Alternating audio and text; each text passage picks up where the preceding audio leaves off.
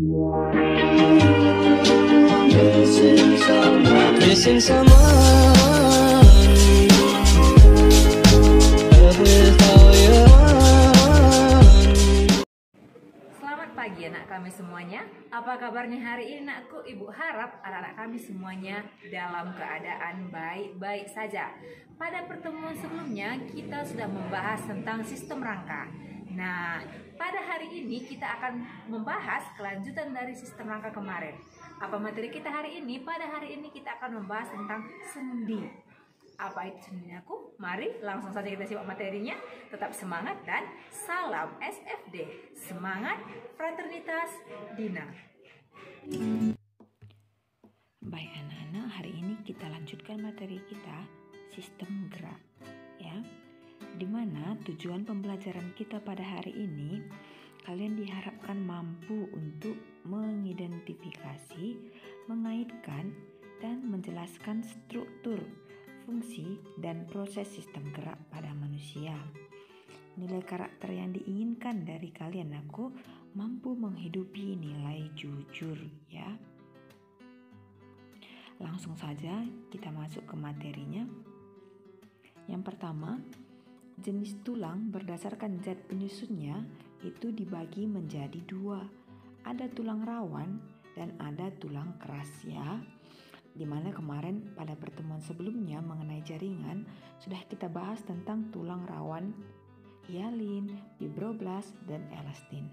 Jadi sekarang tidak ibu bahas lagi. Lalu sekarang kita masuk ke materi selanjutnya, yaitu adalah sendi. Apa itu sendi? Sendi itu adalah artikulasi. Apalagi artikulasi? Artikulasi itu hubungan antar tulang. Jadi kalau ada dua tulang yang melakukan suatu hubungan, itu disebut dengan sendi. Biasanya anakku ya, jangan negatif otak kalian. Jadi di sini sendi itu pada dasarnya dibagi menjadi tiga, ya, dimana nanti ketiga bagian ini dibagi-bagi lagi. Yang pertama ada sinartrosis. Sinartrosis itu sendi mati, ya aku. Contohnya itu ada sutura. Sutura itu apa? Itu pada tengkorak kalian. Pada tengkorak kalian itu sebetulnya ada sendi. Nama sendinya sendi mati. Makanya tengkorak itu nggak bisa digerakkan. Kenapa? Karena sendinya sendi mati. Yang kedua, amfiartrosis. Amfiartrosis ini sendi kaku atau sendi yang hanya bisa sedikit digerakkan. Contohnya antar ruas tulang belakang, ya. Yang ketiga, diartrosis. Diartrosis ini sendi yang bebas bergerak. Ini yang paling sering masuk di soal-soal, baik itu soal SNMPTN, baik soal-soal ujian, ya. Jadi diartrosis ini masih dibagi-bagi lagi, ya. Adapun pembagian dari diartrosis ini aku. Nah, yang pertama ada sendi engsel, ada sendi putar, ada sendi pelana, ada sendi kondiloid, ada sendi peluru, dan ada sendi luncur. Nah, ini dia contoh letak-letaknya. Oke nak, sekarang kita masuk ke letak sendi pada manusia, ya. Dimana letak sendi yang kita bahas pada sini adalah sendi diartrosis, sendi yang bebas bergerak. Kita mulai dari sini. Di sini terdapat sendi putar, bisa ya.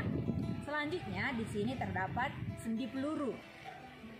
Di sini terdapat sendi engsel. Kita lanjutkan, di sini terdapat sendi pelana. Sedangkan antara ruas jari ini sendi engsel. Baru kita turun sedikit ke bawah, di sini ada sendi kondiloid antara humerus dengan ulna. Antara radius dengan ulna, ya. Antara radius dengan ulna. Ini terdapat sendi kondiloid. Kita turun ke bawah, di sini di tulang belakang ibu, di sini terdapat sendi luncur, di mana pergerakannya seperti meluncur seperti ini. Hanya sedikit bisa bergerak, namanya sendi luncur. Selanjutnya kita turun lagi ke bawah, di sini di pangkal paha ibu ini, di sini juga terdapat sendi peluru. Sama pada pangkal paha dengan pangkal lengan, sama-sama sendi peluru.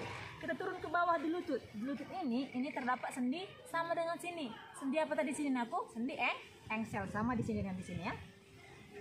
Itulah nama-nama sendi yang bebas bergerak atau sendi diartrosis pada manusia. Sudah tahu kan letak-letaknya? Sekarang kita masuk ke otot. Seperti yang Ibu katakan di pertemuan sebelumnya, di mana otot itu alat gerak aktif, sedangkan tulang itu alat gerak pasif. Kenapa otot alat gerak aktif? Karena otot itu memiliki kemampuan untuk berkontraksi dan berelaksasi. Sedangkan kenapa tulang dikatakan alat gerak pasif? Karena si tulang ini membutuhkan otot untuk menggerakkan si tulang. Bisa ya sayangnya? Kita lanjutkan sekarang jenis-jenis otot ini sudah kita bahas pada pertemuan jaringan kemarin. Ada otot lurik, ada otot polos, ada otot jantung. Ini tidak kita bahas lagi karena di soal yang sebelumnya pun ini sudah ada, ya. Jadi kenapa otot itu dikatakan alat gerak aktif? Kita lihat otot ini memiliki kemampuan aku. Yang pertama, kemampuan untuk apa? Kemampuan untuk kontraksibilitas, yaitu kemampuan otot untuk memendek. Yang selanjutnya ekstensibilitas, yaitu kemampuan otot untuk memanjang. Yang ketiga ada elastisitas, yaitu kemampuan otot untuk kembali pada ukuran semula, ya. Jadi otot ini kalau kamu perhatikan kurang lebih seperti karet.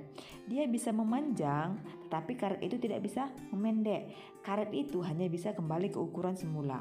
Sedangkan kalau otot ini dia bisa memendek. Bagaimana prosesnya? Kita lihat nanti di sini. Ketika kamu ingin melakukan suatu aktivitas, di mana aktivitas kamu itu akan diawali gerakannya oleh kontraksi otot. Nanti kita lihat betapa ajaib Tuhan itu menciptakan kerja ototmu sedemikian rupa. Ayo kita lihat lagi. Yang selanjutnya di sini ada sifat kerja otot, ya.